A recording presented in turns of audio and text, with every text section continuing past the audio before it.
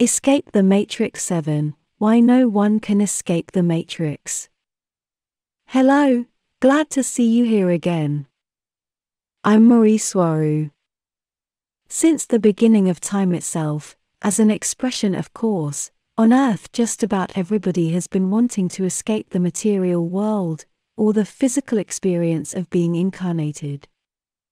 This is reflected in the teachings of every religion, where everyone is promised a better life in some other realm of existence. Or in the case of other few ones, like in Buddhism, the subject is taught how to do its best not to reincarnate, and to be able to accept the dissolution of the ego, as something to strive for, basically trying to escape the cycle of reincarnation, for them called samsara. However, they don't believe in a heaven and hell as other religions do. But, without needing to go into the details of what does each religion on earth believe and why, they all basically want, as a person, an individual or a spirit, to escape the material realm of existence, basically being promised to live in some place, somewhere without suffering and where all their needs are met. Many times heaven is represented as someone playing a harp on a cloud, dressed in plain white and for all eternity, and this kind of gets old, as in boring. No wonder so many souls choose to go look for trouble, incarnating into the physical after a few thousands of years of that. And that also explains why so few people, so few musicians choose the harp as their musical instrument of choice. Looks like they've had enough of it. Just joking. But I'm not joking that much either, because as so many people who have made past life regressions, and people who have gone through near-death experiences have stated many times, that they remember wanting to go back into a body, to have yet another experience as all the action is taking place in the physical realms and not in the peaceful high ethereal ones, where people, or souls basically go there to rest and to heal before wanting to go back in. This is extremely recurrent in the vast majority of near-death experiences, and past life regressions such as the ones Dolores Cannon reports in her books and works. This also backs up what I was stating in my video, same events, different meanings, physical or spiritual side, because a soul will want to escape the physical while in a live body, as traumatic events don't hold the same meaning, and are seen in a positive way when in the afterlife, where they are considered as great opportunities to learn and expand the soul's consciousness, and not as something to be avoided at all costs, as when alive. This may bring a disturbing conclusion, that souls when on the spiritual side, and while designing their next incarnation, may deliberately choose traumatic experiences, and suffering, because it brings expansion and growth to them, cruelly at the cost of themselves while alive. Although it is said that it is the same soul, the same consciousness while in the spiritual side and when in the physical, from an objective point of view and applying what we've come to understand so far, while a soul is on the etheric, or spiritual side, it is outside all concepts of time and space, and also holds an extremely expanded consciousness and awareness, simply because it is so close to source. But while the same soul is in the physical, its awareness, its memory and its understanding is very limited, simply because it mostly has few to no memories of the afterlife, so it falls into a deterministic point of view, where the body's 5 basic senses provides the soul with all the information of what exists and what does not, with it generating strong feelings of despair, abandonment and loneliness, if not plain suffering. This strongly makes me realize that a soul while on the physical is not the same person as while in the afterlife before incarnating. An incarnated person may be the same consciousness awareness of that soul in pre-life, same ego if you like, but only from the more expanded point of view of the soul itself, of the higher self, but not from the point of view, or from the perspective of someone inside a body, in the physical, simply because they hold very different points of view about existence itself. If that same soul is so expanded while in the ethereal realms, outside time and space, then it should be aware of this, of the perceptual limitations while in the physical, those that cause so much suffering. Although the reason for me, the basic and most fundamental cause of all the suffering while alive, while in the physical, is the feeling of separation from Source. That is what causes such despair, such fear of death, and it is what causes to want to escape from the physical. All souls want to know an answer, want to know the why they are alive, and although they desperately want to escape from the physical, into higher, more peaceful realms where they can escape from their problems, they too hold on to life with all their might.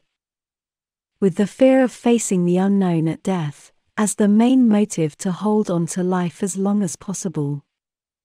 Fear of the destruction of the self, of the ego, and yes, it is destroyed at death as the point of focused attention of the subject's soul expands so much it becomes more of what it has always been, and with it no longer being just John, or just Jane. But this destruction of the ego self is not necessarily a bad thing, or only seen from a materialistic point of view, because it is also a great liberation from everything that we were while alive, especially because we take the good with us, and the bad is transformed into more good, as we return to ethereal realms of existence. The reason why no one can escape the matrix, is because each person is, by definition and by right, the matrix itself he or she is living in.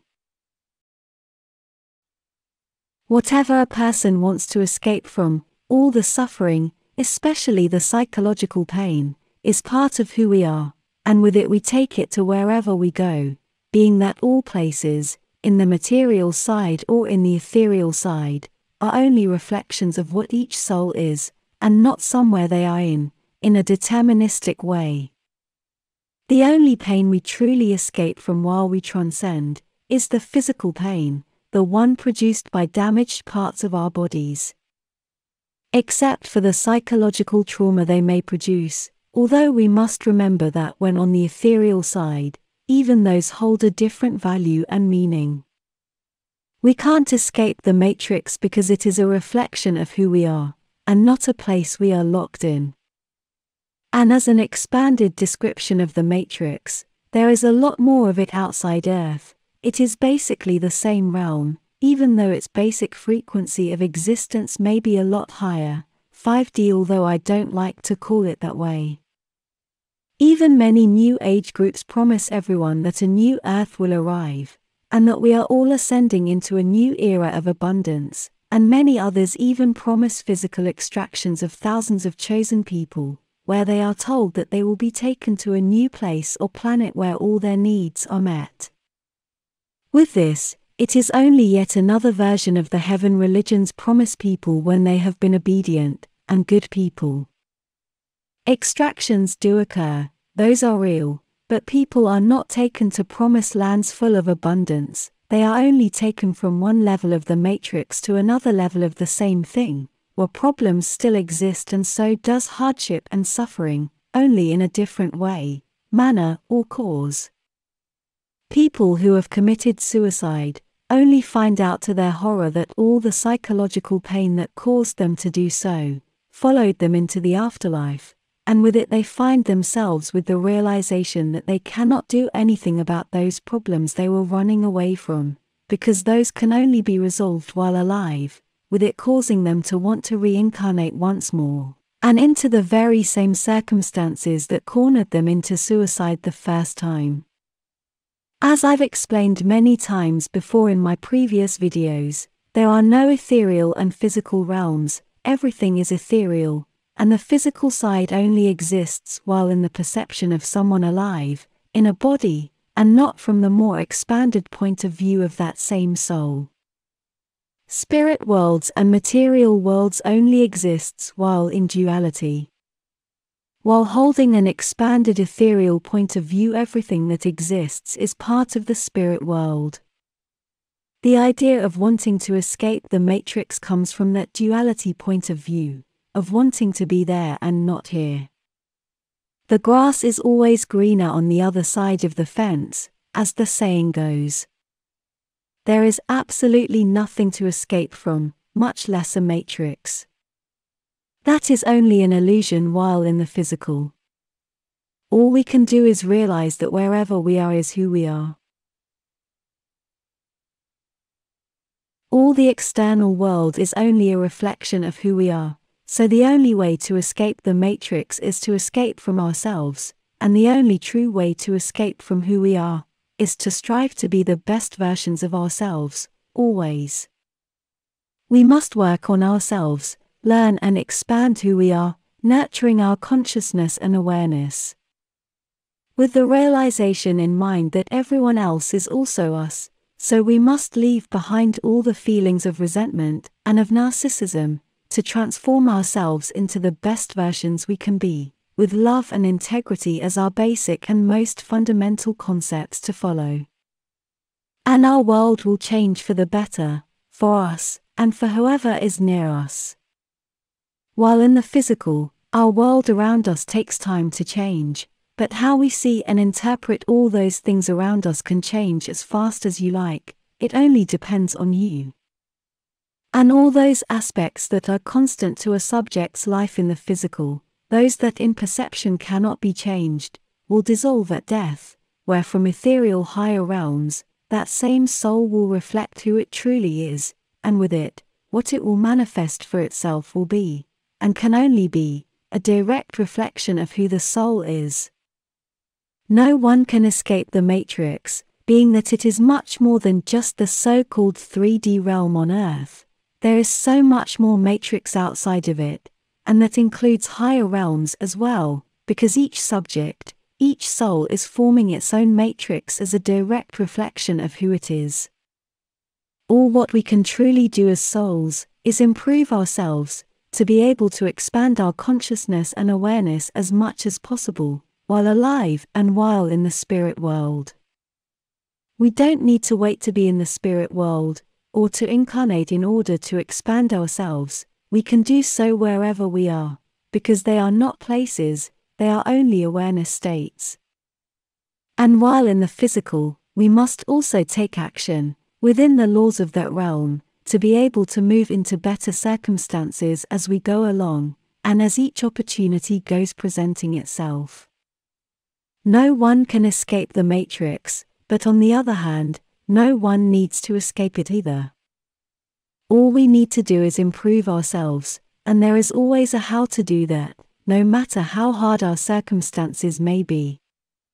The harder it is, the bigger the contrast, and so is the satisfaction when achieved. Your mission in life and in existence itself is to improve yourself, to expand, to know more, and to learn to appreciate and to love yourself. Take care out there, my friends. See you next time. With all my love. Mari Swaruu.